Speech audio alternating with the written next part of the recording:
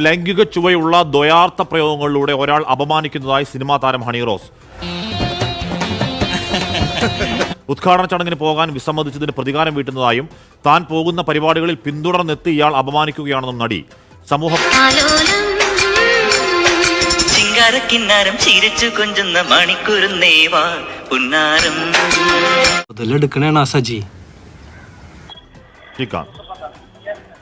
നടി നൽകിയ പരാതിയിൽ പറയുന്ന പ്രധാനപ്പെട്ട കാര്യം ഒരാൾ ലൈംഗിക ചുവയോടെ തന്റെ പിന്നാലെ നടന്ന് സംസാരിക്കുന്നു എന്നുള്ളതാണ്.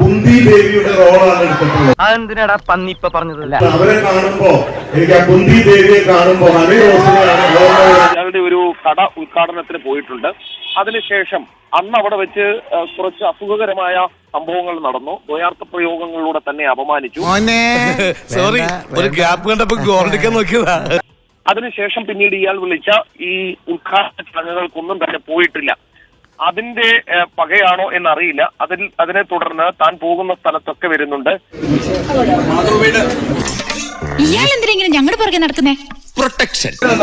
ഒന്ന് ഒതുങ്ങി നിക്കടോ, കേറുമ്പോ മുട്ടുമല്ലോ. അവസരം